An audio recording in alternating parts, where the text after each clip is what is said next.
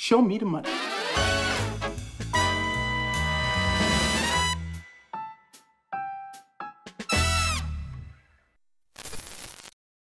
Eu acho que uma alegria para qualquer financista é saber que o mercado financeiro está escorregando pelo Brasil e saindo do eixo Rio-São Paulo, né? Fica muito concentrado aqui. Aliás, tem um exemplo de concentração aqui, mas hoje nós temos uma presença ilustre que essa escorregada do mercado começa a se espalhar numa região, inclusive, que a gente estava discutindo até no Carteiros do Condado com o Davi Fontinelli, que é seu conterrâneo. Conheço bem. Então, até uma história engraçada do Davi. Tem também? Tem. Olha lá que Ele era... cara aqui, velho. Não, o Davi, ele foi o primeiro amigo da galera assim, do pessoal que era conhecido para entrar no mercado financeiro. Tá. Então, quando ele entrou aqui na XP, o pessoal achava que ele era o guru de todos os gurus. Por mais que hoje seja, né? O cara aí tá... Hoje ele cara inteligente pra caramba e tudo, mas... Ele fez Ita e não baba. É uma raridade. É uma raridade. Sabe manter 10 segundos de conversa, né?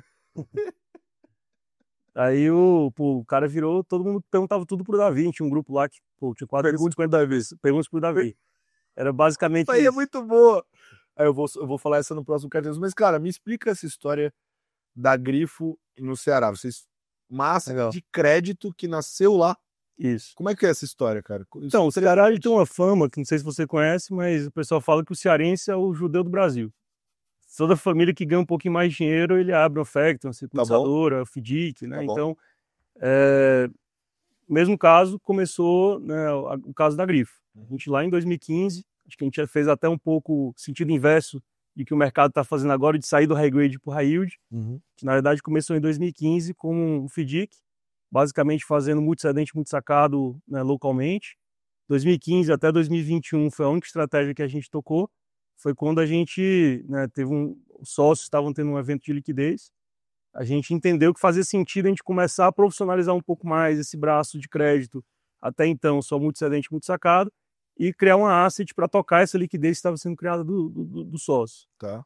Então, assim, para onde a gente escolheu ir, veio muito do nosso DNA.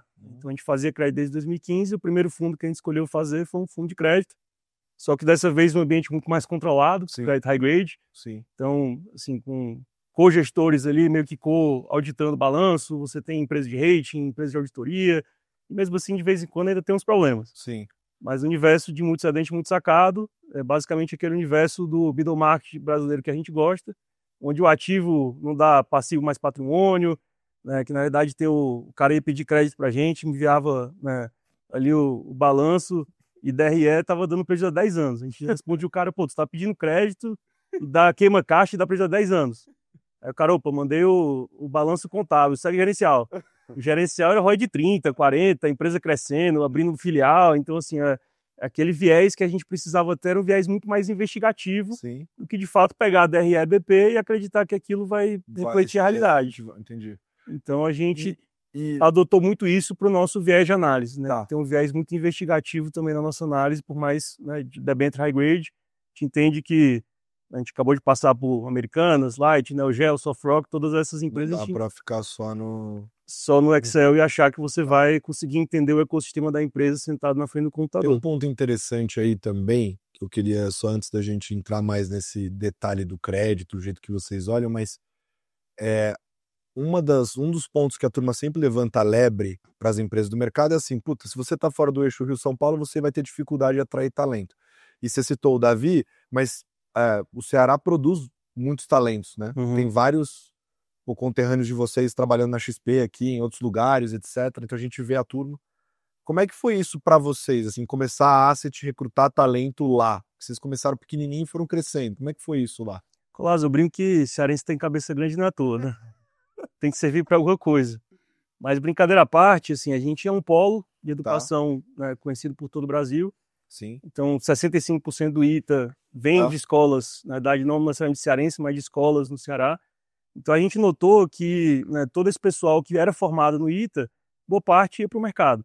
Meio que entrava na estatística da engenharia ali, né? E um terço vira engenheiro, um terço vai virar Uber, um terço vai para o mercado. Então, a gente queria pegar e, obviamente, estava perdendo todos esses talentos para Faria Lima Leblon, porque é onde estava a grande concentração, né, de assets, gestoras, bancos, IBs, ficava mais ou menos nesse eixo. Mas a gente percebe que o cearense ele é muito família, né? Para ele, abdicar de estar no Ceará é um custo muito alto. Só que, obviamente, por não ter esse mercado lá, ele acabava topando abrir mão, né, da família, amigos, de ter essa proximidade com a casa, até porque, né, a utilidade é maximizada, né, vivendo perto da praia, em vez de estar vivendo aqui em São Paulo. A gente percebeu que a gente conseguiu atrair talentos e reter esses talentos no Ceará, pelo fato de a gente estar abrindo a gestora e ser a primeira e única gestora, né, de fundos abertos lá do Ceará. Tá. Então eu entendi a história lá, mas depois o avião vai e desemboca no Rio de Janeiro, né? Isso. Só antes, a Grifo, quantos anos fazendo crédito? Agora vai fazer 10 anos fazendo crédito. 10 anos fazendo crédito. Tá bom, perfeito. E aí, como é que acontece essa união com a Novos, né? Até depois o Portela entra para trazer a ideia de como é que foi isso no bastidor da Novos, mas como é que foi essa... Porque a gente viu que o mercado de crédito acelerou bastante no Brasil, né? E muitas gestoras que já tinham, né, um conhecimento de macro, etc., acabaram se juntando, porque tem bastante sinergia nessa história, né? Só que a história de vocês é diferente, porque tem gente que começa a área do zero, etc. Vocês preferiram já se unir com alguém que faz isso há muitos anos, né? Então como é que foi essa história dos dois lados? Vou deixar vocês fazerem um pupurri aí. Quer começar? Pode começar. Então, a Novos, a gente, desde o início, né, tinha várias caixinhas, né? Tinha a caixinha de multimercado, que aí tinha o alta vol, média vol e o baixa vol. Aí, ao longo do tempo, a gente criou a caixinha do renda fixa ativo, né, que virou famoso nesses últimos anos. Tinha os fundos de equity também, long bias e um FIA. E com esse movimento do crédito, esse boom do crédito, a gente, pô, cara, faz todo sentido a gente ter uma caixinha de crédito também, até porque a partir do crédito a gente consegue, né, fazer crescer por várias, né, verticais. E a gente sempre quis, né, fazer um produto híbrido, que é o renda fixa ativo com crédito, com lastro de debênture incentivado para tornar o produto isento, né? Então a ideia, a partir daí, a gente primeiro avaliou, vamos montar uma equipe do zero, mas a gente falou, mas mais fácil a gente ver no mercado, né, quem tem experiência, né? A gente conversou com algumas gestoras, e um cliente grande nosso falou, cara, tem um pessoal bom no Ceará. Aí a gente falou, cara, no Ceará? Não, a Grifo, né? A Grifo com F. Então vamos conversar. E a gente foi conversando, cara, então a gente já tá entre namoro e casamento, a gente já tá aí 2 anos juntos. E, cara, conversando deu tudo a ver, cara. Galera jovem, cara, muito bem preparada, o fundo com track record muito bom, né? A gente falou, cara, tem tudo a ver, vamos conversar e vamos botar esse produto híbrido de pé aí, e depois a gente pode crescer por vários caminhos, tá? Então, quem não sabe, esses caras aqui estão, né, constituindo a Faria Lima de Fortaleza lá. Sim. Tem vários empreendimentos imobiliários, então a gente pode crescer por Mais avenidas até, né? várias avenidas, né? Então, a gente ficou super animado com isso e já fizemos toda a adaptação, né? Todo mês, né? O Galindo tá lá no Ceará, o Rafa tá aqui em São Paulo, o Vitor, nosso gestor, também faz esse intercâmbio, vem para cá, vai para lá. Então o time já está todo mundo entrosado, né, com todos os comitês definidos, e está tudo rodando. E o nosso fundo que a gente fez em conjunto aqui, o híbrido, ela fixa com lastro devendo incentivar, completou um ano agora. É isso. Que é o marco dessa união, né? Isso. E aí agora vocês estão com escritório no Ceará, no Rio e aqui. Eu sei, o bom é que, como ele falou que no Ceará, pessoal, meio desse regional, barrista, assim, né? A gente abriu um canal que a gente não tinha no Nordeste. Sim. Então, muito bom você ser atendido lá por uma gestora, né, que tem lá todo o time econômico, tem, né, todos os tipos de produto para oferecer, né? Então isso tem feito aquela via de duas vídeos, tem sido muito bom aqui para Novos também. Bom demais. Legal, história diferente, boa. Bom, a gente vai explorar muita coisa hoje, mas agora eu queria entrar na parte de cenário. Então eu vou discutir bastante com você agora, Portela, porque nas últimas semanas, né, fazendo basicamente um desenho do que está rolando em termos de discussão, a gente começou a ver algumas respostas em indicadores macroeconômicos nos Estados Unidos relevantes O que mais preocupa e mais tem sido citado é a parte de emprego, até pelo próprio Waller lá do Federal Reserve, tem falado muito sobre isso, emprego e tal.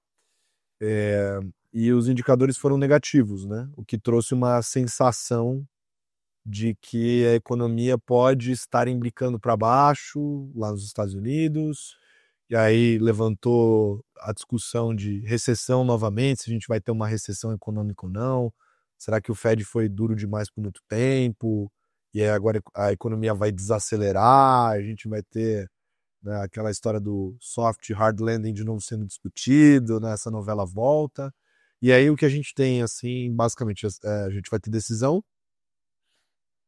de juros essa semana. É uma decisão que a gente espera já um primeiro corte por parte do Fed. E o que o mercado espera é que a gente tenha até mais 3 cortes, né? Até o final desse ano ainda na taxa básica dos Estados Unidos. Né? Eu não sei você, mas eu particularmente não sou ninguém na fila do pão, tá? Mas eu não sei se eu tô muito com essa visão recessiva para Estados Unidos. Me parece que tem tanta coisa boa acontecendo por lá, né? A gente está discutindo carros autônomos pela Tesla, robôs humanoides, né? A agenda, semicondutores voando, Estados Unidos cheio de exposição a isso, e diferente da Bolha.com, né, que o preço das ações andou muito descolado do lucro, dessa vez o lucro está andando par e passo até na frente do preço, que faz com que essas companhias estejam sim em momentos de precificação absurdos, históricos, né, nominais, mas quando ajustados pelo lucro, não é nada tão absurdo assim, né? Então, eu queria trazer essa discussão aqui, assentar a discussão, que é pegar um pouco da sua visão em relação a isso. Você está na ponta de que acredita que nós teremos um cenário negativo nos Estados Unidos, ou seja, vamos para uma recessão de fato? Não, a gente está há 3 anos, né, falando sobre recessão, apostando na recessão.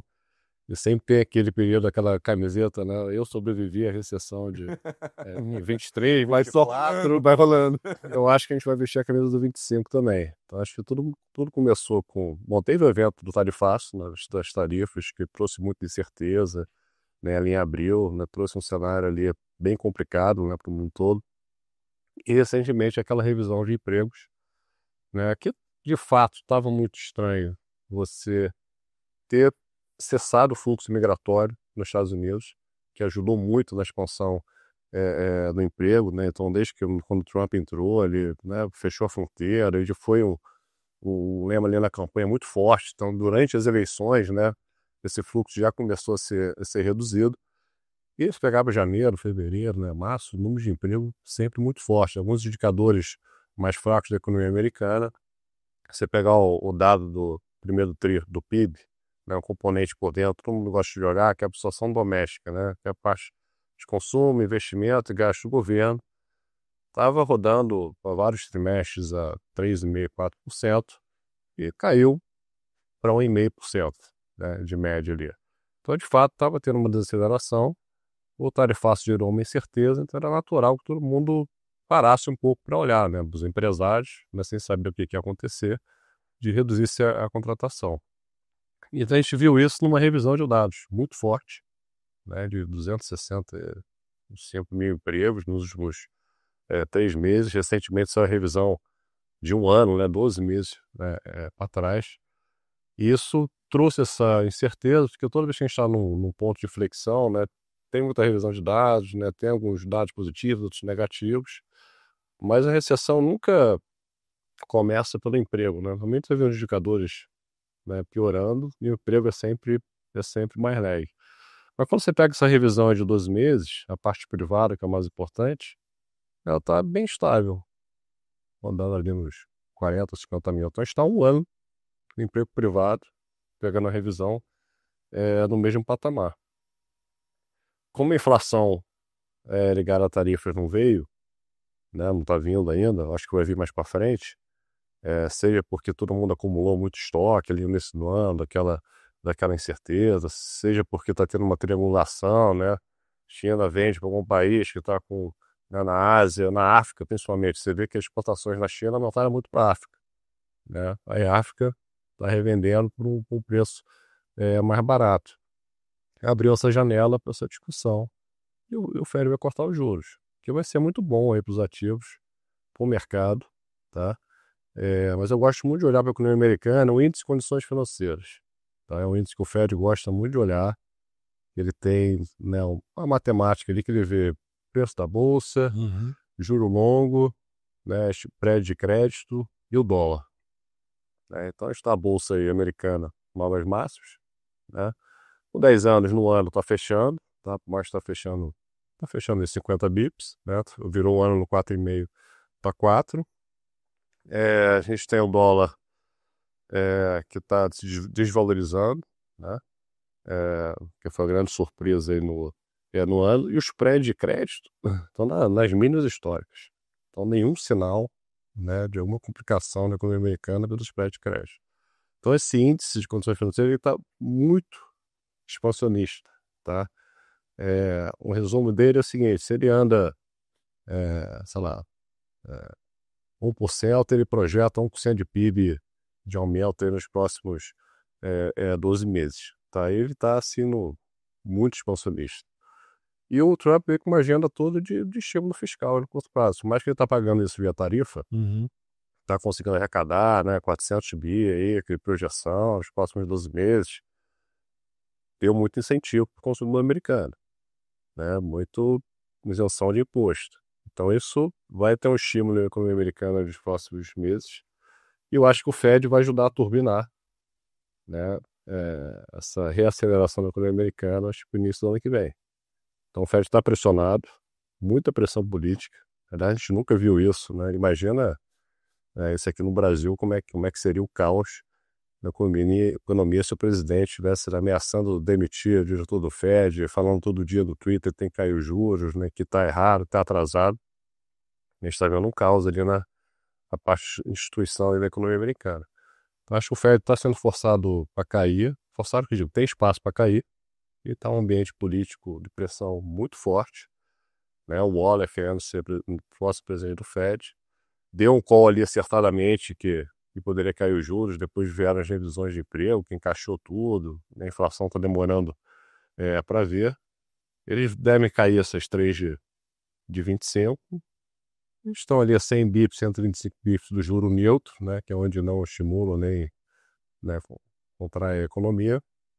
Eu acho que vai tudo servir para ajudar a inflar os ativos. Já está vendo aí uma né, corrida aí para a Bolsa Americana, investimento de AI, fluxo, né, indo para o resto do mundo, um cenário de dólar fraco. Aliás, o Trump conseguiu, né?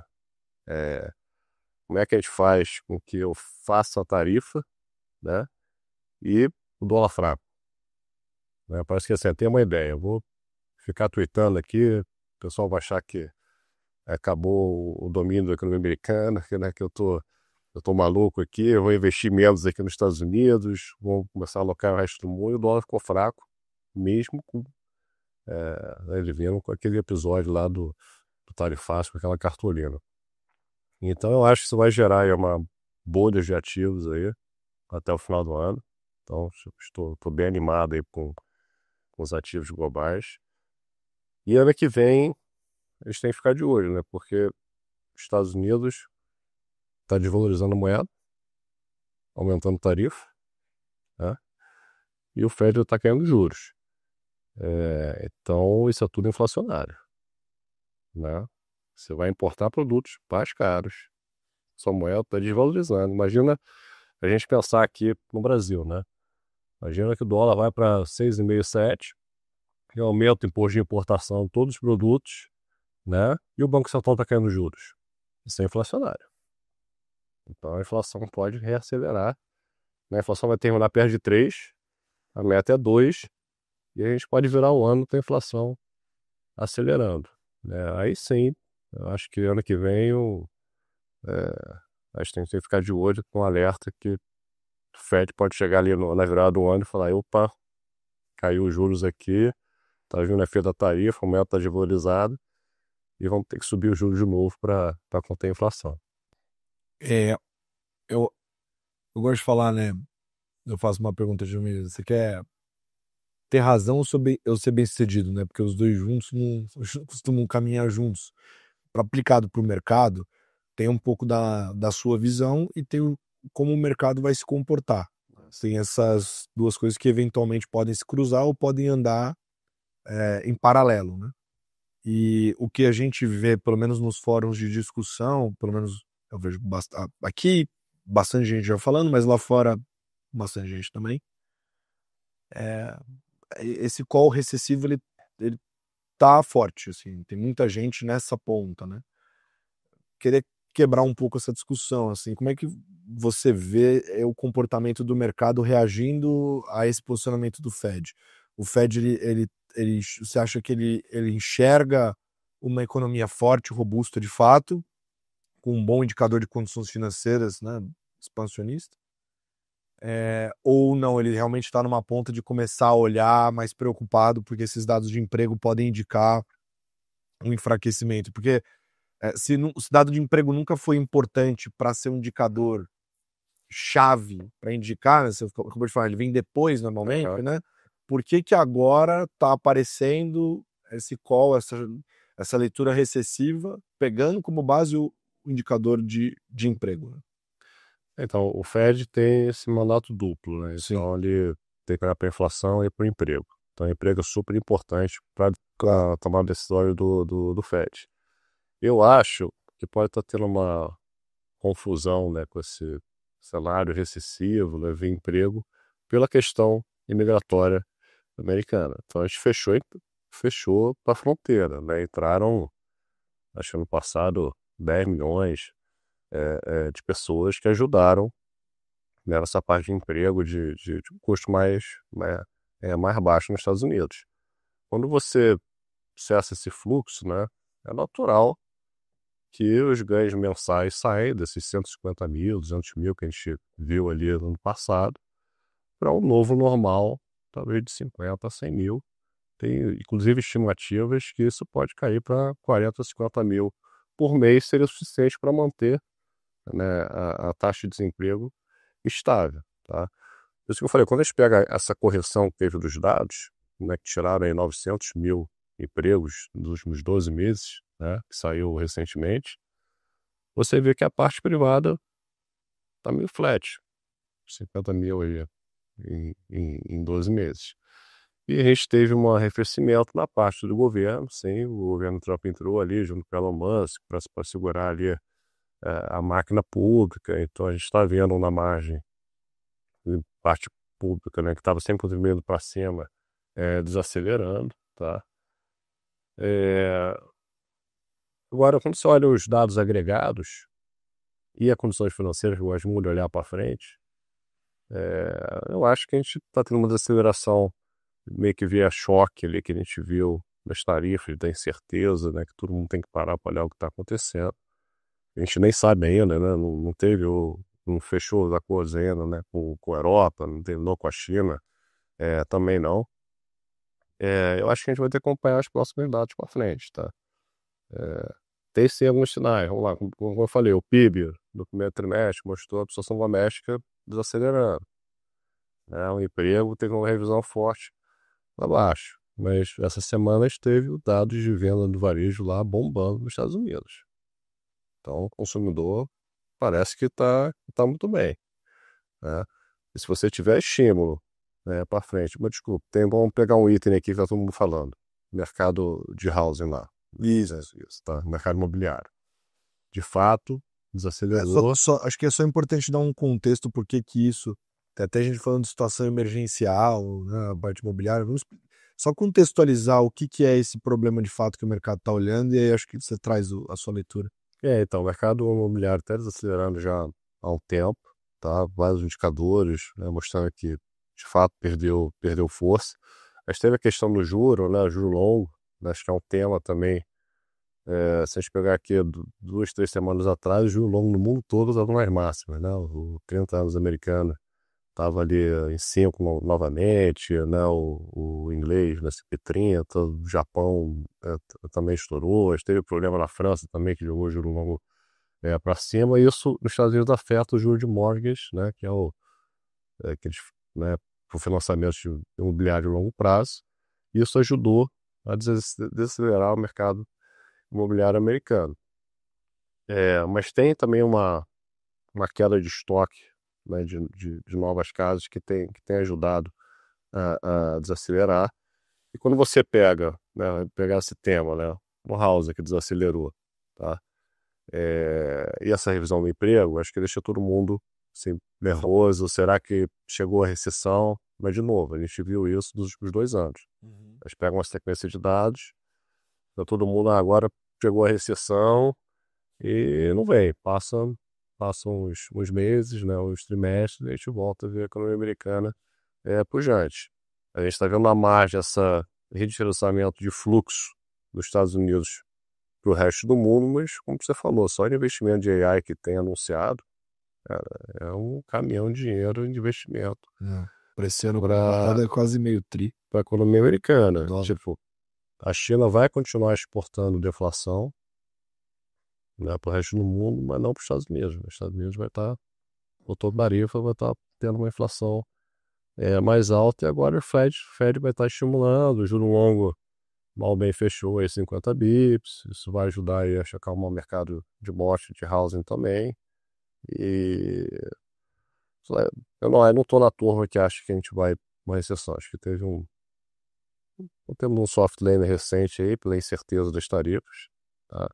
E o que o Trump vai fazer depois, mas estou vendo aí muito estímulo que está vindo, seja fiscal, pela Beautiful Bill que foi aprovado, e agora o Fed vai cortar os juros. Acho que a gente vai ver a economia reacelerando aí, pegando o início do ano que vem. E aí, então, para amarrar a sua cabeça em relação aos Estados Unidos, dito isso, é uma cabeça mais otimista, né? Então, está na ponta de comprar os ativos de risco. Como é que tangibiliza sua carteira lá fora? Então, isso. Eu acho que vai ajudar no trade dólar fraco, porque antes a gente tinha um dólar fraco, mas as pessoas investindo menos nos Estados Unidos, né? Você vê que a Europa começou a cair os juros, né? E mesmo assim a gente viu um dólar fraco, um euro, né, andando. E agora a gente vai ver um dólar fraco via diferencial de juros, né? Que é o mundo todo parando de cair juros e os Estados Unidos caindo juros. Então a gente reforça o dólar fraco, né? A gente já viu o euro aí voltando aí para 1,18 aí essa semana. Ajuda a segurar as commodities, né? A gente tem visto as commodities se mantendo no patamar elevado. E todo esse redirecionamento de fluxo não foi um evento, acho que one-off, né? Eu acho que é um evento que veio para ficar, vai ser um pouco mais secular aí. Você recebia R$100, você investia 110 nos Estados Unidos, em dólar. Agora, ao invés de 100, você vai investir 80, só esse delta é muito dinheiro. Viu o que aconteceu com o Brasil no início do ano? O gringo comprou o Brasil, acho que nem sabia que ele comprou o Brasil. Botou lá, pega uma cesta de emerging markets aí, tem 0,0 nada de Brasil e fez um estrago. 20 bi aqui, fez um estrago aqui, derrubou o dólar, botou a bolsa para cima. Então, quando eu vejo isso, eu vejo o Fed começando a cair os juros, preocupado por uma possível desaceleração ou recessão lá na frente, que eu não acho que venha, eu acho que vai ajudar, tipo, a bolhar os ativos, tá? Eu acho que a gente vai ver a Bolsa Americana continuando a subir, começando o fluxo de queda agora até o final do ano. Mais dinheiro vai vir para mercados emergentes, né? E a gente vai ver esse movimento se acentuando, tá? Daqui para frente. Então, tô bem animado. Acho que o externo vai ajudar e preocupado para o ano que vem, que eu acho que a inflação vai vir nos Estados Unidos. Com esses ativos que podem ter andado demais, eventualmente, o você falou agora. Isso. Tá. Bom, a gente vai fazer uma pausa rápida aqui na sala de estado do Stock Pickers para o momento ETF da BlackRock e da FTSE Russell. Olá, eu sou Bruno Barino, Country Manager da BlackRock Brasil. No Momento ETF, mostramos como a parceria entre a BlackRock e a FTSE Russell está transformando o acesso a investimentos globais. Com os ETFs iShares, o mundo dos investimentos se abriu para todos os perfis, com praticidade, transparência e diversificação. Falamos sobre os ETFs e a revolução dos BDRs de ETFs, que permitem investir em ativos globais diretamente através da B3 da Bolsa Brasileira. Exploramos o desempenho do Russell 2000, o papel das small caps americanas e como estratégias de style investing e indexação por fatores ajudam a fugir da concentração de mercado. Mostramos também como estratégias baseadas em fatores como valor, qualidade e baixa volatilidade ajudam a construir portfólios mais resilientes, e como a FTSE Russell oferece índices que refletem essas abordagens com profundidade e rigor metodológico. ETFs são mais do que produtos. São ferramentas para democratizar o acesso a mercados globais com inteligência e estratégia. Com a BlackRock e a FTSE Russell, o investidor brasileiro tem acesso ao que há de mais moderno em indexação global. Quer saber mais? Clique na descrição. E eu achei bom o gancho que você deu em relação ao a diferencial de juros, né, entre as economias, né? Porque acho que entra um pouco nessa sua visão de dólar mais fraco. A gente, com essa história de Fed cortando juros, etc., e provavelmente aqui no Brasil o Copom mantendo, né, a gente ficando estagnado no patamar de 15%, o diferencial de juros entre Brasil e Estados Unidos vai aumentando, essa boca de jacaré, entre o nosso juro deles. A gente, assim, é difícil dizer que o movimento X do mercado é por conta daquilo, né? Mas a gente sempre meio que acredita que existe essa derivada direta. A gente viu o real respondendo, né, se apreciando versus o dólar, né?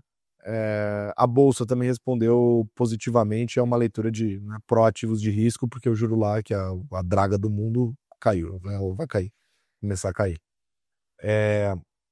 Como é que você vê esse cenário conversando com o que está acontecendo no Brasil, né? Ou seja, os Estados Unidos vai cortar, a gente está no fim do ciclo de alta, com essa boca de jacaré entre o nosso juro deles abrindo, num cenário que só se discute eleição aqui no Brasil, né? Que tá uma novela de adulto, porque a gente adicionou aí essa questão da condenação do Bolsonaro, né? Que mexe com as peças do tabuleiro, porque até pouco tempo atrás ele era um nome, possivelmente apareceria nas eleições, e aí o mercado tratava isso até como se fosse um risco para talvez dividir uma direita, etc. e tal. Tem gente que está mais otimista com uma transição, tem gente que acha que é um desejo muito mais do que uma leitura de cenário, enfim. Só se fala disso aqui no Brasil, né? Parece que tudo depende desse evento para determinar o jogo a partir de agora. Como que o cenário brasileiro casa com os Estados Unidos expansionista, cortando juros, porque está preocupado com uma recessão que talvez nem apareça, e no ano que vem tendo problemas, eventualmente problemas de inflação que você está preocupado, já está olhando agora. Como é que essas duas coisas se conversam? Mesmo se tiver, a gente brinca lá, se tiver mudança de governo, com certeza vai ter uma crise nos Estados Unidos, passando com a gente, porque acho que um governo de direita nunca pega um ambiente externo positivo, tá? Nunca serve. Então, o externo está muito positivo para a gente. Aí vamos pegar Brasil, né? Mudou bem o cenário, né? Pô, tava super pessimista nesse ano, muito difícil para mim ler as posições, tava tomado de juros, né? Cabeça ruim, mas o externo atropelou, a gente tem que refazer a cabeça, já pago para isso, vamos mudar de opinião. Então a gente refez. De fato, quando o CDI bateu 15 no pé, né, o CDI mesmo, rodando 1,06 por mês, começou a bater, aumentar o carry, né, do dólar, ajudou mais ainda o dólar aqui a cair, e a economia começou a desacelerar um pouquinho. Você pega alguns indicadores, começou batendo crédito, você pega o terceiro TRI agora, todo mundo revisando para baixo, o PIB que a gente sempre revisava para cima, né? O mercado estava com 2,5, o BC 2,1, então fala, o BC está errado, vai revisar para cima, tá vendo? O mercado revisando para 2,1, então está desacelerando aqui. O BC vai continuar estável, muito provavelmente até o final do ano. A gente acha que inicia o ciclo ali em janeiro, tá? Vai aumentar o diferencial de juros, que o Fed vai cair mais 0,75 provavelmente, o BC vai estar estável, e a gente pode ver o dólar continuar escorregando junto com o resto do mundo, talvez o dólar caminhando para 5 aí até o final do ano, que vai abrir espaço aí para a gente iniciar esse ciclo de queda, né? O Focus, né, começou a cair, eu acho que teve uma grande mudança, né? Eu acho que o BC está bem satisfeito com isso, porque tinha aquela percepção de que a política monetária não estava funcionando. Né? O BC chegou em dezembro do ano passado e falou, vou subir mais 3 de 100, vou botar o jogo de 15. E o Focus só subia, né? O dólar no início explodiu, nada disso fez preço. Agora, quando bateu no pé, que eu digo, acho que as empresas que tomam empréstimo na CDI mais 5, mais 7, começaram a pagar mais, segura a margem, começa a desacelerar, aperta mais o crédito na ponta, a inadimplência está subindo, então a gente está começando a ver, de fato, o efeito da política monetária batendo na economia. Tá? Tem um lag para a parte do emprego, essa semana saiu aí a PNAD, mais nova mínima do desemprego aqui no Brasil, mas acho que nos próximos trimestres aí a gente vai ver a coisa aqui normalizando. E dentro desse ambiente, que juros acabou o ciclo de alta. O próximo passo é queda, e janeiro está super vivo, né? O mercado está discutindo se é janeiro ou pode antecipar para dezembro. Então isso já ajuda os ativos brasileiros. Tá? E estamos na eleição, a eleição foi antecipada. Antecipada, que eu digo o seguinte, a gente sempre tinha lá, no primeiro trimestre do ano que vem, vai ter discussão se o Tarcísio vai né, sair do governo de São Paulo, vai vir como candidato, o Bolsonaro tem que né, dar um aval antes, tem que apoiar, porque não vai correr esse risco. A gente estava em toda essa discussão. Né? O mercado vai andar no início do ano que vem. Quando olha o tabuleiro político que está acontecendo aí nessas últimas semanas, cara, a eleição começou forte agora. O Tarcísio está se movimentando, os principais players, né, da política estão se movimentando, tá? Então você pega, né, o Kassab, né, conversando com os outros partidos. Você vê, teve uma coisa bem emblemática essa semana. Acho que toda semana tem uma coisa que eu acho emblemática que está saindo. Essa semana foi Eduardo Paes elogiando Silas Malafaia, defendendo Silas Malafaia, porque ele precisa do voto evangélico do Rio de Janeiro. Eduardo Paes se elege na capital, mas não se elege no estado. Então foi o primeiro passo dele, né? Estou aqui, quero fazer as pazes com o Bolsonaro. Então, o eixo político, o tabuleiro está se movimentando. Né? Minas Gerais, o vice do Zema, acho que Matheus Simões, deve vir também, candidato único. Né? São Paulo, a gente não sabe quem vem, né? Se Tarcísio se lançar presidente ainda, tem discussão, Kassab quer ir. Então você pega São Paulo, Minas, Rio de Janeiro, Sul, já está mais direito, Centro-Oeste também, Norte também. Nordeste é o 70-30 tradicional, né? Aí você pega a esquerda ali o Lula, com o Bahia, com essa ACM Neto, que vai incomodar ele. Você pega o Ceará, Ciro Gomes, que já anunciou que vai ser contra o governo atual. Quando você olha esse tabuleiro todo, o Tarcísio se movimentando já, né? Inclusive teve os áudios, né, que vazaram do Bolsonaro com o filho, que eu achei muito otimista, que era assim, não pode deixar o Tarcísio se animar agora não, segura o Tarcísio. A gente precisa de anistia. Aí você vê o Tarcísio defendendo a anistia, indo para Brasília. Não parece que está tudo se organizando para ter um candidato único de centro-direita, tá? O que vai ajudar muito os ativos brasileiros. Se você olhar o Brasil, né, pegar na ponta otimista assim, o Brasil está andando menos que o mundo. Várias bolsas no mundo subindo 50%, quando você olha ali em dólar. O dólar aqui também não é o destaque das moedas no mundo. O juro aqui, juro longo, o FRA está 13,5%, 14%. A NTNB, depois a gente vai falar da NTNB aqui. B longa está lá em cima, né? Então, quando você olha para a eleição, se tiver uma mudança de política econômica, né, tem muito para andar no Brasil.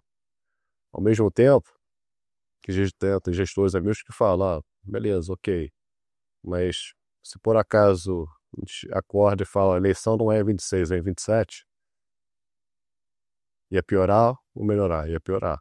Então tem alguma coisa de eleição que segura os ativos brasileiros para não piorar com toda a notícia fiscal. Porque toda a gente acorda com a notícia ruim fiscal.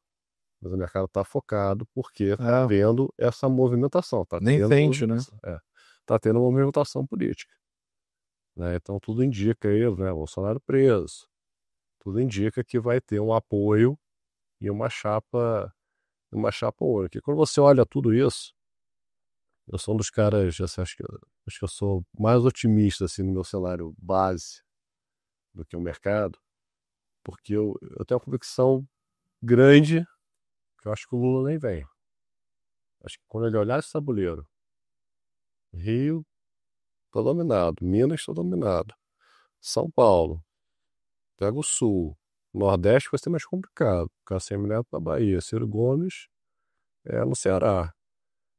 Vou entrar nessa bola dividida, né? Eu vou encerrar minha carreira aqui perdendo a eleição. Biografia, né? Biografia, outra coisa, pega as falas do Lula, né? Ele sempre falou, né? Se eu tiver bem de saúde, Sim. para não deixar essa direita maluca voltar, eu vou. Né? O que seria, no meu entendimento, direita maluca?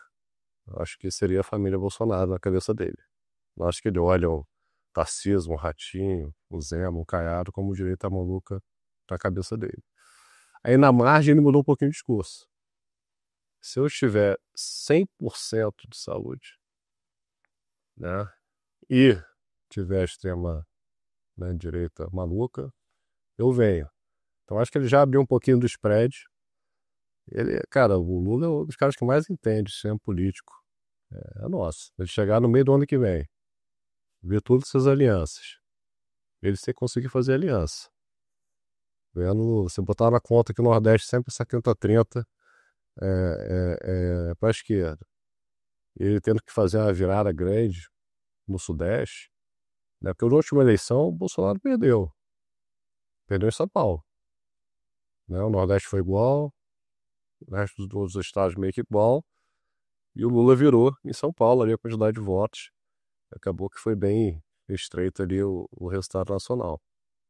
Então acho que tem grande chance de chegar no meio do ano que vem o Lula chegar aí, Haddad ou Alckmin, né?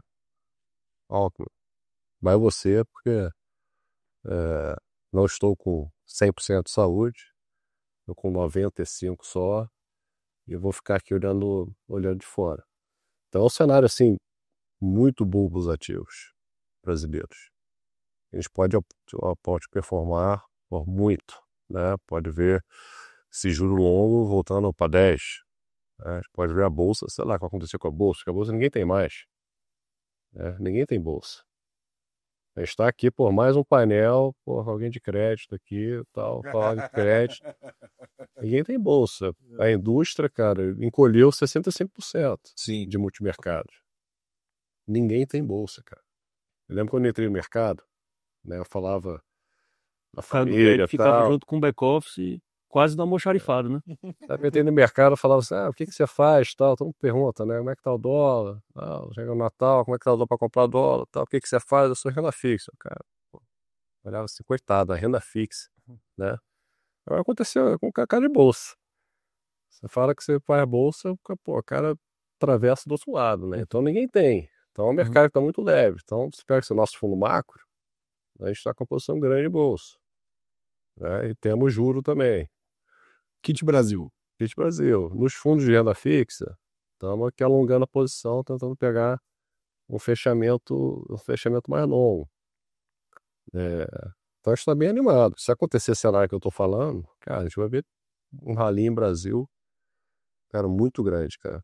O Brasil é um relativo andou menos, por todos os motivos, né? E a gente está antecipando a eleição agora. Acho que o movimento que a gente ia ver ali em fevereiro, março, vai ver se o Tarcísio ia vir ou não, cara, a gente está vendo esse movimento agora. Ele mudou o discurso. 40 anos em 4, foi lá, checklist, vou defender a anistia, vou lá, teve excesso com o STF, não deveria ter se exaltado. Tá? Acho que ele tem que, não vagar com esse discurso, acho que ele fez o discurso para a base do Bolsonaro, vai ter que vir com um discurso mais de centro, acho que ele sabe disso, tá? Todo mundo sabe disso. Então, acho que a gente antecipou. E juntando com o Fed, caindo juro até o final do ano, que o fluxo emergente vai aumentar, acho que a gente vai ver um grande rally aí até o final do ano. Tá? A gente está bem animado e estamos posicionados para isso. Interessante. E aí, o posicionamento para isso é o Kit Brasil, de fato. Temos aí o EWZ, que é a bolsa em dólar, Sim. né? Então, e temos aqui o juro longo. Pode separar um slide aqui para mostrar, acho que é uma oportunidade que a gente está vendo no mercado, então todos os fundos estão posicionados nisso. Para quem está aí no podcast, não está vendo o gráfico, né? Tem 4 gráficos na tela, começando na esquerda, em cima, né? Tem NTNB 2050, no eixo da direita, né? Que é um ativo juro real de longo prazo. E tem o dólar, aí tem um gráfico no CDS Brasil, tem os small caps, né, da Bolsa Brasil, e tem os juros de 5 anos americanos. Então isso normalmente anda junto, né? Então o dólar cai bastante, a B-longa cai bastante, o CDS cai, né? Percepção de risco do Brasil cai, o juro real de longo prazo cai. Quando tem um movimento de juros forte americano, que a gente viu recentemente, ele acompanha também parte desse movimento, e principalmente com os small caps da Bolsa, né, sempre tem a correlação, né, porque é um índice que reage muito bem ao juro real de longo prazo. E recentemente a gente viu que a NTNB ficou parada, né? Ela está parada ali perto das máximas do pior momento que a gente viu ali na virada do ano, e temos componentes técnicos que explicam isso, né? Da mesma forma que na Bolsa ninguém tem mais, né? O mercado local está se posicionando agora, mas o mercado encolheu, né? As NTNBs, todo mundo já comprou. Inclusive, em dezembro do ano passado, né, o governo veio com uma mudança, deixando os fundos de pensão marcarem na curva. Então, isso gerou uma demanda. E o Tesouro, ele vem compensando nas emissões, que ele, ano passado, ele emitiu muito pouco, né, com medo ali da piora do mercado no final do ano. Ele está tendo muita emissão nesse ano, e está rolando aí 130% da dívida que está vencendo, e ele tem anunciado leilões extras, né, dessas B50, de outras NTNBs mais longas, que representaram aí 15% de aumento aí na dívida nessa rolagem desse ano, tá? Então abriu uma boca de jacaré, a gente está de olho nisso, a gente acha que o que está errado são essas NTNBs longas, né, juro real longo. Isso vale para o juro nominal longo também, quando você pega a curva de juros, dá para esse cara que a Selic ela cai para 12, depois sobe para 14. Você acha que esse 14 está muito errado, ainda mais olhando os outros ativos de risco aqui no Brasil. Então a gente acha que é uma oportunidade estar posicionado nessa parte longa, tá? Então os juros é um ativo que nesses últimos 2 meses não andou, né? A gente viu a bolsa subindo, né? Viu o dólar caindo e o juro longo não fechou. Acho que muito por técnico, né? Porque o Tesouro, ele todo dia, quando ele emite mais dívida, né? Ele está tomando juros, né? É que nem o IPO da bolsa, quando as empresas fazem IPO, entra uma venda das ações, né? Então a gente acha que é uma oportunidade até o final do ano, por isso a gente está posicionado no juro bom também, além aí da bolsa e do dólar via BWZ. Uma posição bem otimista com o Brasil, olhando para o kit como um todo, mas dando esse destaque aí para a NTNB, porque no relativo com os demais ativos ela ficou para trás. Isso. Você está mostrando aqui, Exatamente. comparação com vários, inclusive, para ressaltar o quão ficou para trás, né? O quão estática ela está. Pô, ficou bem claro, Cabelo. Agora, queria conectar com o lado do crédito, porque até vocês fazem cogestão naquele produto de renda fixa ativo com isenção, né? Então é uma cama de debentures e em cima tem o seu livro, né?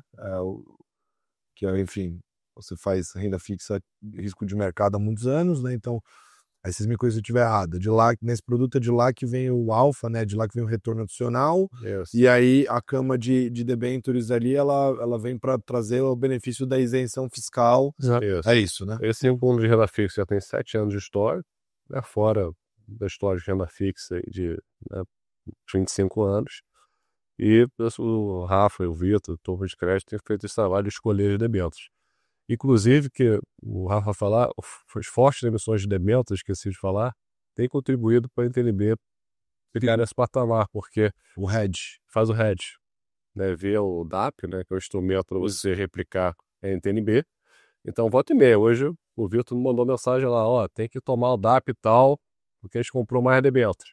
Então, você tem o Tesouro emitindo, você tem o fluxo dessas emissões pressionando a NTNB. A gente estava até conversando, né? Nunca teve tanta emissão de debênture como teve nos últimos 2 anos. Só de debênture incentivada, em 2024, foi 140 bi. Só para ter uma ideia, é basicamente o que é 2021, 22 e 23 inteiro somado foi emitido em um ano. E nesse ano, né, até agora o mês de setembro, já foi 90 bi de debênture incentivada emitida. Isso pela demanda, Rafa. Pela demanda. Demanda com esse nível de spread de crédito baixo, né? Ou seja, Exato.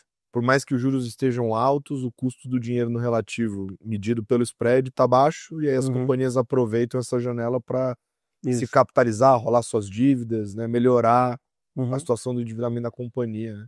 Ainda tem mais essa que corrobora para a bolsa, né? Elas melhorarem, né? O grego não tem Brasil, né? A pessoa física está tudo alocado em crédito, né? E as assets que tem Brasil hoje em dia caíram 65% em um ano. Perfeito, perfeito. E aí, trazendo acho que esse ponto é interessante, a gente falou pra caçamba aqui já de crédito, dado a relevância que o tema ganhou. Sim, eu queria trazer uma perspectiva aqui mais... Eu sei que você é um cara sincero pra caramba, né? E naturalmente você, como gestor de crédito, está preocupado com isso, né? Sim. Essa demanda muito grande faz o contrário do que acontece com a Bolsa, né? Então, o que o Portela narrou ali muito bem, né? O posicionamento técnico é favorável para a Bolsa Brasileira. Como ninguém tem, né? O estrangeiro não tem, o brasileiro, nenhum dos bolsos brasileiros do institucional ou investidor de varejo, pessoa física individual, ninguém tem bolsa no Brasil. Então, o posicionamento técnico é muito vantajoso. Te dá mais conforto para estar comprado, né? Te protege a sua posição. E aí, a partir do momento que você tiver qualquer nível de migração, isso é positivo para você. Para o crédito é o oposto. O dinheiro está lá. Né? Você teve um aumento de demanda absurdo pelo crédito, uma enxurrada de dinheiro. Você deu um exemplo aqui só das emissões, mas teve a captação dos produtos também, que é absurda. Né? Vários fundos viraram mega fundos, né? Sim. Então, hoje você tem muito produto, muito veículo de investimento de crédito, dependendo do tamanho, as posições. Aí é um mercado de balcão, né? Diferente dos outros mercados que tem telas, consegue negociar, tem um pouco mais de liquidez, dependendo do... Tudo bem que o mercado ganha bastante profundidade também, né? Mas dependendo do mercado, a porta de saída é pequena, né? Porque você não tem muita liquidez nos ativos, é balcão. Balcão que a gente fala que não tem tanto, é ficar ligando lá pro broker para ele conseguir dar liquidez. Como é que você está olhando esse movimento, né? Ou seja, de um lado você tem lá Portela falando, pô, tô otimista pra caramba com o Brasil, pode ter uma transição, talvez o dinheiro migre pra Bolsa, esse dinheiro vai ter que sair de alguns lugares, dentre eles o crédito. Como é que você tá olhando essa dinâmica e como é que isso tem mudado sua cabeça assim, pra gestão? Não sei se, enfim, isso já teve um reflexo no portfólio, mas queria te ouvir nesse sentido. Claro, claro. Sim, quando a gente fala crédito, dá a ideia que é um mercado só. Né? Perfeito. Mas, na verdade, é um mercado bem heterogêneo. Você tem o crédito high grade, o isento, FDIC, CRIs, CRAS e por aí vai. Falando dos universos que a gente acessa, basicamente high grade, isento e FDIC, a gente tem uma certa segregação da nossa opinião sobre o mercado atual. Tá bom. Né? Falando, né, iniciando aqui de high grade e de isento, os dois viveram uma dinâmica mais ou menos parecida. Será que faz sentido a gente ter tido né, como você colocou, você tem mais conforto de ter hoje Bolsa e B? O que é esse conforto? Você tem mais prêmio de risco. Então, se no crédito você não tem tanto conforto, o que você está dizendo para mim você tem menos prêmio de risco. Será que faz sentido você ter menos prêmio de risco no crédito hoje? Então, para tentar explicar isso, eu resgato um pouco de um conceito, acho que é um conceito que se perdeu ao longo do tempo, Mas o que é prêmio de risco? Prêmio de risco é a covariância entre o payoff do ativo e a utilidade marginal de consumo. Botando a tecla SAP, né? O que é a utilidade marginal de consumo? É o estado da natureza. É o quanto que você gosta de consumir hoje ou o quanto que a natureza está boa, né? Então, se eu tenho um ativo que me paga muito bem em um estado da natureza muito bom, esse ativo tem um prêmio de risco maior. Ou seja, ele está me pagando bem quando está todo mundo empregado, todo mundo ganhando dinheiro, todo mundo ganhando bônus, promoção, etc e tal. Agora, se eu tenho um ativo que ele vai me pagar bem em um estado adverso da natureza, esse ativo ele tem que ter um prêmio de risco negativo, zero, ou até uma compressão de prêmio de risco. Então, sobre essa ótica, quando eu olho para o crédito, eu acho que a gente nunca teve um período tão longo no Brasil onde todos os ativos de risco tiveram underperformer em relação à CDI. Você pega, né, a gente falou agora de B, você pega o IMA B5, que historicamente ele é um dos melhores chatos da indústria, está tendo os piores 3 anos da série histórica. Você pega a Bolsa desde 2021, está basicamente de lado. Né? Então, e por tudo que o Portela narrou agora de economia brasileira, a gente consegue, por A mais B, consegue chegar à conclusão que a gente está em um estado de natureza adverso, alternativo. Se olha para o mercado de crédito, está indo muito bem, obrigado. Ele está performando muito bom, está tendo excesso de retorno, e isso faz com que, de fato, faça sentido eu ter uma compressão desse prêmio de risco. E aí, quando eu tento explicar, né, beleza, o que é que, de fato, explica essa compressão de prêmio de risco? Então, eu vou lá e vou decompor essa compressão de prêmio de risco em fatores. Então, eu coloco lá duration, rating como um proxy de risco de crédito, fluxo para a indústria, enfim, coloco fatores para entender o que explicou essa compressão do prêmio de risco. Quase 70% desse movimento foi explicado por fluxo para a indústria. Então, você tem uma endogeneidade muito grande aqui. O que é endogeneidade? É quando eu tenho uma coisa que explica a outra, mas as duas, de forma conjuntas, elas se auto-explicam. Né? Então, se eu tenho meu spread caindo, eu vou ter uma rentabilidade maior do que a contratada, isso vai trazer mais fluxo para a indústria. Se eu tenho mais fluxo para a indústria, eu vou ter mais pressão de compra, o que vai fazer com que o meu spread ele comprima. Né? Então a gente entende que o quê? Que o que de fato ocasionou essa compressão e essa performance acima do mercado do crédito foi o fluxo. 70% mais do que 70% desse resultado veio para o fluxo para a indústria. Então o grande trigger vai ser fluxo. Né? E assim, o que vai fazer esse fluxo trocar, né, de posição de, ao invés de ir para o crédito, vai para outros ativos? Vai ser um risk-on no Brasil, como o Portela colocou? Vai ser, né, um risco de crédito que vai acontecer com Americanas Light, Neogel, Sofrock? Não me parece ser o caso. Está olhando para dentro da nossa carteira, né, todas elas conseguiram aproveitar essa bonança do mercado para se refinanciar, alongar passivo, e hoje tem uma situação muito mais favorável do que estavam, por exemplo, em 2022, quando a gente viveu, a última vez que a gente tinha vivido ali esse cenário mais restritivo de um ponto de vista de política monetária. Né? Então, o que me parece que vai causar, né, esse movimento de abertura dos spreads, seja ele marginal um pouco mais repentino, vai acabar sendo o fluxo. Né? Qual é o grande problema disso? Porque o carrego do crédito é muito bom. O spread está zero hoje, ou, né, se pegar de infra hoje está menos 0,14. Bases abaixo da B, no caso, né? Mas o carrego ainda está muito bom. Então, de fato, você precisa, né, ter esse risk-on de mercado para tornar esses outros ativos atrativos para o público, para a gente ter esse fluxo saindo da indústria. Né? Diante disso, que eu acho que é o que a gente concorda, né, que está todo mundo muito comprado em crédito, o que é que a gente tem feito dentro da nossa carteira? A gente tem tido 2 posicionamentos. Primeiro, ter mais caixa do que a média de mercado. E segundo, observar o que o mercado está fazendo. Né? Então, a gente tem feito meio que um concurso de beleza de Keynes. A gente tem posicionado a nossa carteira meio que olhando para o mercado. Se eu tiver um fluxo de saída, o que o mercado vai fazer? E, como você bem colocou, a indústria ela ficou muito grande para um mercado de crédito que ainda não é tão grande assim. A gente tem, né, um mercado engraçado que, estudando um pouco para a minha dissertação de mestrado, peguei uns papers lá de 2003, 2004, 2005, e a introdução, quando ele vai meio que mostrar e falar um pouco do contexto do crédito lá em 2003, 2004, 2005, ele coloca a seguinte frase: o mercado está pungente pela saída do crédito direcionado BNDES, BNB, né, esses bancos estaduais. Se eu corto isso e coloco na minha dissertação hoje do mestrado na introdução, está tanto correto quanto os 20 anos atrás. Então a gente vê que o mercado ele ainda é um mercado ainda muito incipiente. Né? Então, você tem lá, com essas gestoras que ficaram muito grandes para o nosso mercado de crédito, elas acabam concentrando um pouco da nossa carteira de crédito em nomes que a gente consegue, através de um BI que a gente criou, mapear que nomes são esses, e a gente evitar um pouco esses nomes Ou seja, estou olhando para a carteira do mercado, provavelmente ele vai acessar essas debêntures porque elas são as maiores, mais líquidas, então eu vou ter menos pressão de preço, e eu vou evitar um pouco ter exposição nessas debêntures um pouco mais óbvias para o mercado, para evitar acabar levando um tropeço, né, e acabar tendo um underperformance ali em relação aos peers de mercado, simplesmente por pressão de preço de mercado.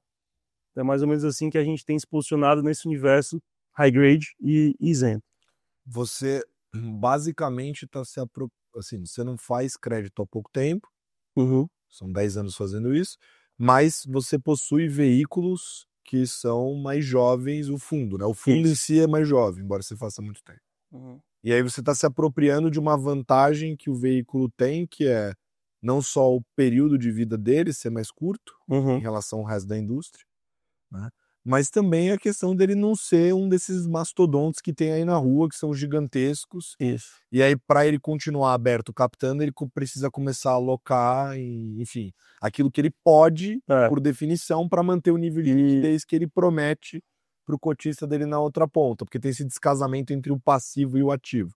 Como você não tem esse problema de descasamento entre o passivo e o ativo, e você no relativo é menor com esses outros fundos, você monitora o que eles têm e encontra o que... Mas aí eu te pergunto, tem oportunidade de fato fora desse crédito? Porque eu sei que eles alocam no que é mais líquido, de fato. Sim. Que é esse primeiro tier ali que você comentou que tá com o spread negativo já, tem até nomes que eu sei que tá até mais negativo, né? Na verdade, hoje, assim, não é que o primeiro tier está negativo, tudo está negativo, né? Perfeito. Alguns menos, outros mais, mas assim, meio que tá tudo indo para esse campo ali de bem negativo. Mas até pouco tempo atrás a gente explorava aqui o tema.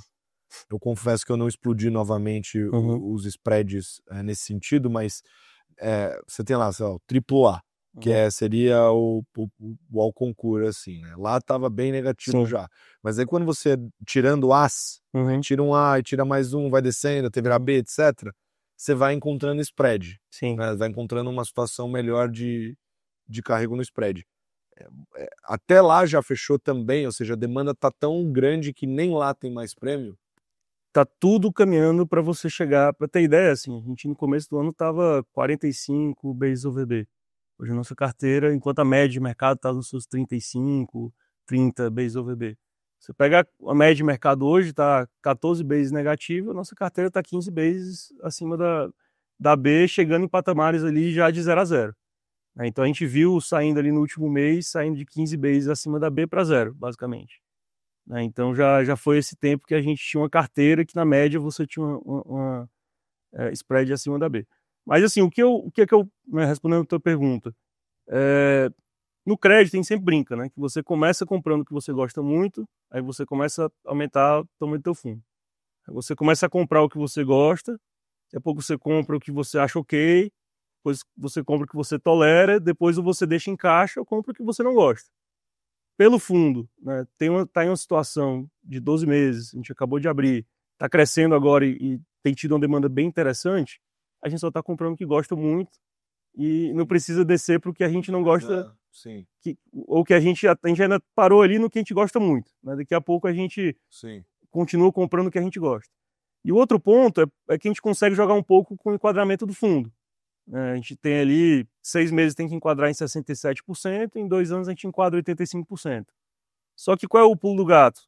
Esse 67%, na verdade, é a média móvel dos últimos 6 meses. Então, se você olha para a nossa carteira hoje, a gente tem 40% comprado de crédito em relação ao PL total do fundo. Porque como o fundo está crescendo, a minha média móvel ela vai diminuindo, então só preciso comprar 40% para estar enquadrado na minha média móvel de 67%. E por que isso traz um diferencial competitivo nosso em relação ao mercado? Porque o cara que lançou o fundo e já passou dos 2, 3 anos ali de cota, inclusive a gente preparou uma tabela. Acho que o Nando colocou aqui na tela. Tá lá. Pronto. O que é que a gente consegue perceber? Se a gente tiver um cenário, né, eu não acho nem que esse é o caso, mas de abertura de 100 bases, né, dos spreads de crédito, a gente, com 40% de alocação, 37,5%, que é mais ou menos onde a gente está, a gente teria ali uma P&L de menos 2,17. O cara que já está enquadrado, já está com a carteira cheia de crédito, né, já está nessa outra situação de mercado, esse cara já está indo ali, ou seja, né, já está com a sua capacity do fundo completamente tomada, ele já foi ali para os menos 5 de P&L, aproximadamente, se ele tiver uma abertura dessa magnitude de 100 bases. Então é isso que a gente tem feito, né, de manter pouca alocação em debênture, manter bastante caixa, sempre olhando os comportamentos de mercado, né, como eu falei ali, meio que um concurso Beleza de Keynes para entender, dado o comportamento do mercado, como que a gente vai agir ali em relação à nossa carteira, e obviamente sempre muito atento às oportunidades. Né? Se a gente for ver aqui, historicamente, a performance do nosso fundo de renda fixa ativo, ela foi muito descorrelata com os movimentos de spread de crédito.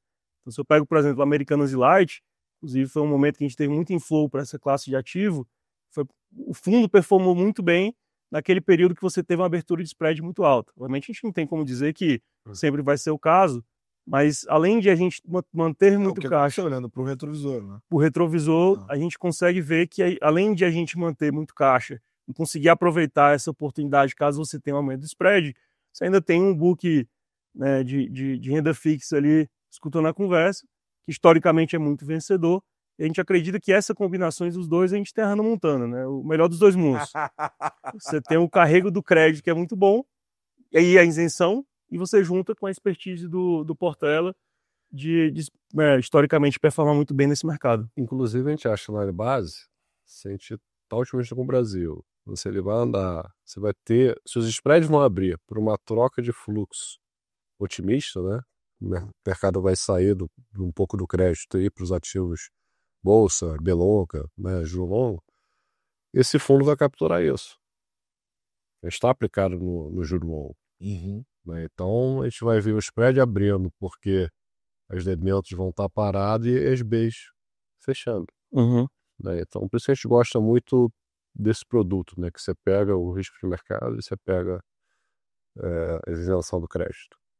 Perfeito. Tem um ponto, só para a gente tentar trazer a conversa para quem não é do crédito aqui, o que você está me dizendo é o seguinte: o crédito tem o benefício do carrego, como você citou antes, né? Sim. No seu discurso. Que é muito bom. Que é bom. E tem o benefício da isenção de imposto também, que, para a pessoa física, no geral, faz uma baita diferença ali na conta. Mas em termos de valuation, trazendo para o mundo do stock picking aqui, né? Você acha o valuation hoje caro. E aí, por ele estar caro, Isso. Né, esses spreads muito comprimidos, você prefere, assim como um fundo de ação faria, né? Ou seja, se eu tenho um fundo lá que compra só ações no Brasil, eu acho que as ações no Brasil estão caras demais, eu vou fazer mais caixa, vou ficar menos exposto a elas, entendendo que, por mais que meu mandato seja ter exposição a esses ativos, eu acho que agora o nível de preço não está valendo tanto a pena, então eu prefiro guardar mais dinheiro aqui comigo, porque eventualmente o mercado vai dar chance, como sempre dá ciclicamente, para eu poder encarteirar esses ativos numa outra condição de preço. É isso que você está fazendo hoje. Então você está carregando mais caixa, porque o spread está muito comprimido, o valuation desses ativos está ruim, e eventualmente, ao longo do tempo, a gente viu que os ciclos mostraram isso, o mercado pode dar chance de você comprar esses ativos de crédito em outra condição de spread. Né? É basicamente isso. Né? Exato. Então, assim, a gente entende porque teve a compressão de prêmio de risco, a gente só não gosta tanto desse prêmio de risco olhando para frente. Então, assim, em resumo, isso explica a nossa posição atual de caixa, né, de por que a gente carrega mais caixa, e olhando para o nosso book, nosso livro de crédito, onde a gente melhor performou e outperformou o mercado foi exatamente nos momentos de estresse. Para a gente conseguir ser muito ágil nas movimentações dentro da carteira. Se a gente for olhar, por exemplo, 2023, a gente não tinha Americanas, não tinha Light, não tinha Neogel, não tinha Sofrock. Então, nesses momentos, a gente conseguiu ser sempre muito ágil em movimentar a carteira para conseguir performar melhor e tirar o melhor proveito desses movimentos de ciclo de crédito. Agora, eu imagino que, bom, eu sei que vocês falam com muitos investidores, né, o dia inteiro, vocês são super abertos a esse tipo de conversa, eu imagino que vocês recebam questionamentos de tudo que é tipo, né? Sim. Um questionamento que eu acho que vocês devam receber é o seguinte: se você está me dizendo que o valuation do crédito está caro, entre aspas, né? Ou seja, os ativos estão com esses spreads comprimidos, com menos prêmio de risco, igual você narrou bem antes, né? E você está carregando mais caixa, esperando uma oportunidade, por que você ainda acha, né, que é uma boa oportunidade alocar em crédito, mesmo nessa condição? Eu imagino que você deve receber esse tipo de pergunta direto, acho bom trazer para cá. Sim. Porque eu acho que é uma dúvida que, claro, o investidor no geral se pergunta, assim, né? Fala, puta, O cara que vive isso lá na ponta, vive o crédito há muitos anos, tá me dizendo que, pô, tá muito comprimido em níveis talvez nunca vistos antes. Teve muita emissão, teve números muito elásticos. Né? E ele mesmo tá carregando caixa. Então por que eu não faço caixa, eu aqui, espero para entrar? O que você, enfim, observa nesse sentido para trazer? Perfeito.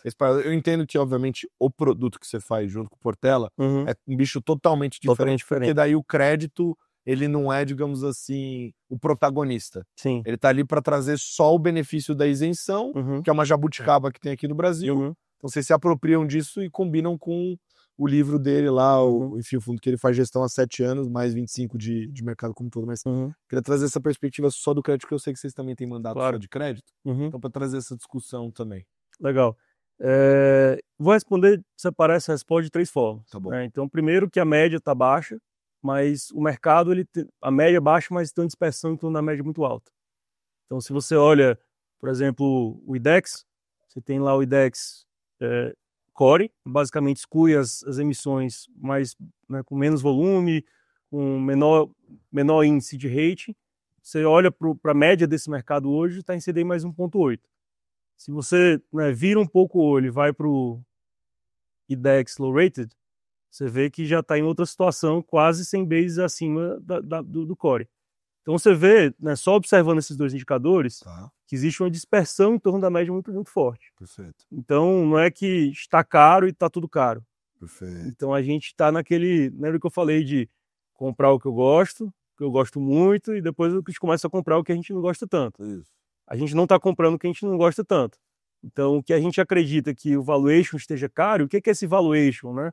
O spread nada mais é do que uma função, né, direta da probabilidade implícita de default.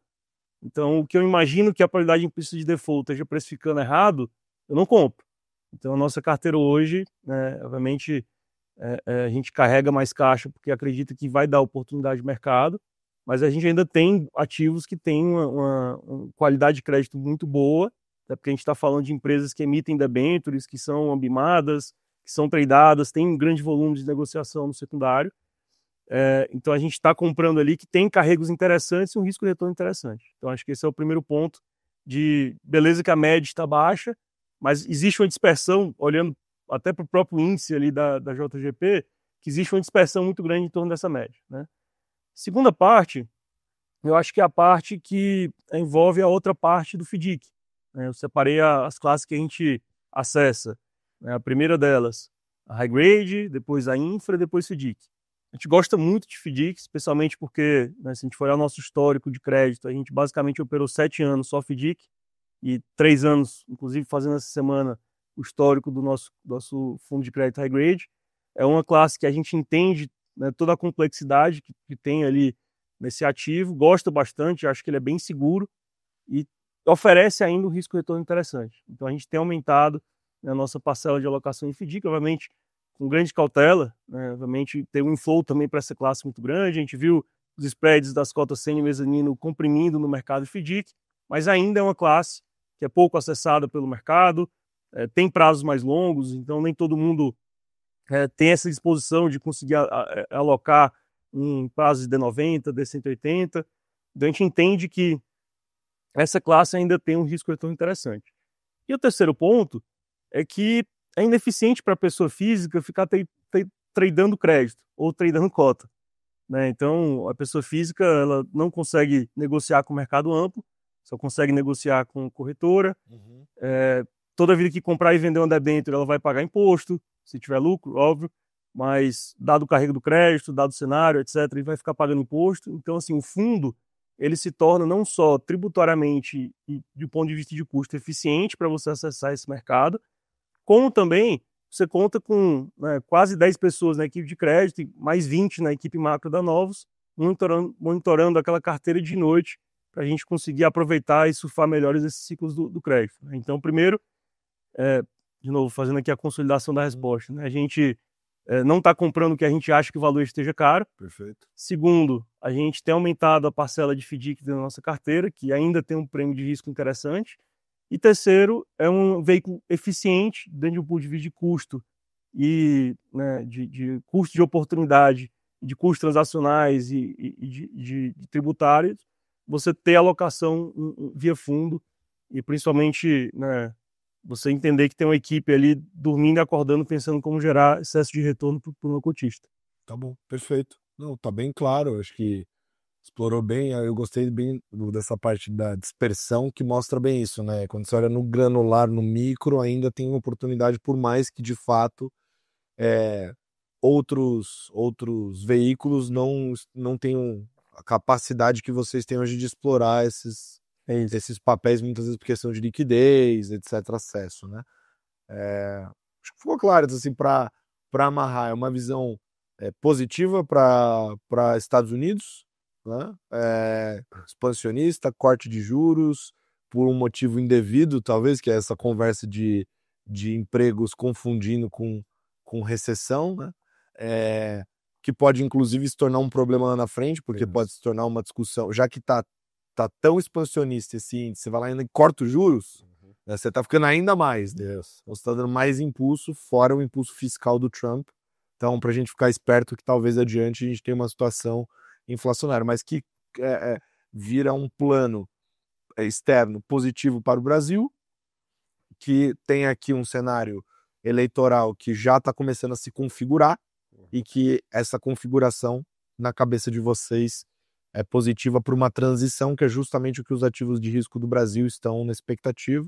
A gente realmente vê o comportamento técnico do mercado acomodando muito bem essas notícias negativas de fiscal, parafiscal, etc, né?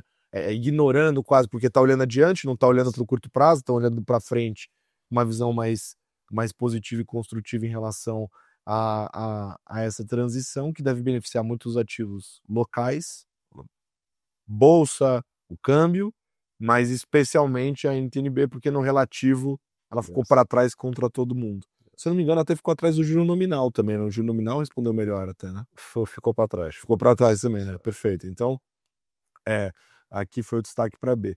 E no crédito, que embora tenha sido o grande campeão dessa última fase, captações, emissões absurdas, ainda tem oportunidade por conta dessa dispersão.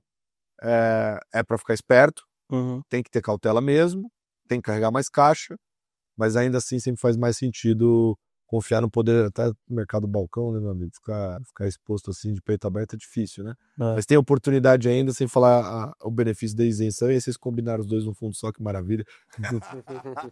Rio de Janeiro e Ceará se encontrando para fazer essa belezinha. Acho que ficou claro para mim, cara, ficou claro. Eu sempre brinco, né, que assim, cara, falar de crédito é sempre muito chato, né, assim, qual a tua tese? A empresa vai ficar viva. No final você é credor, né? Você só precisa que ela não quebre e te pague, né? Não dá pra entender essa história ser mais chata no final. Mas aí depois a gente tem que vir fazer um episódio só de FDIC. Isso. Consegue falar da... Essa aí tem as histórias. Essa aí tem... Já te contei algumas histórias boas. Já contou. Então... Isso é bom contador de história, inclusive. Realmente vai dar um bom episódio. Mas a gente te chama de novo. Mas, pô, queria agradecer a presença de vocês aqui. A gente que agradece. Pô, o Rafa estreante aqui esteve com a gente na Expert, nas nossas redes, né? A gente falou rapidinho, mas, pô, primeira vez aqui estreando no Stock Pickers. Tinha me chamado lá atrás. No Instagram. Na época, só, quando era só grifo. Pra falar, sem compromisso aqui, vamos conversar. Te mandando uma lâmina. Sou uma gestora de crédito aqui do Ceará. Eu falei, pô, que maneiro, tal. A gente trocou figurinha naquela época. E, pô, bom ter você aqui. E o Portela já é parceiro de longa data. Eu tava lembrando aqui, a última vez que ele esteve aqui, o time dele deu um couro no meu, né? Agora não tá tão bem assim. Eu tinha combinado que não ia falar de futebol. Não vamos falar. Foi comentário leve. Mas tô sem falar de futebol. Pô, pelo amor de Deus, vamos evitar. Eu também não tô querendo falar muito, não. Eu quero falar. O sujo falando mal lavado. Vamos nós três ficar quietinhos, né? E fechar o programa. Mas é isso, acompanha o trabalho da Novos, pô. A turma faz um trabalho muito legal, são sempre parceiros. Nunca negaram um convite nosso para estar aqui no Stock Pickers. Também são mega atuais, então tem material, os caras têm podcast, tem conteúdo, vale muito a pena, é muito elogiado, inclusive, pelos outros gestores no bastidor. A galera consome os conteúdos deles, então consumam também. E a gente vai ficando por aqui semana que vem, se Deus quiser, estaremos aqui novamente. Um beijo. Tchau. Show me the money.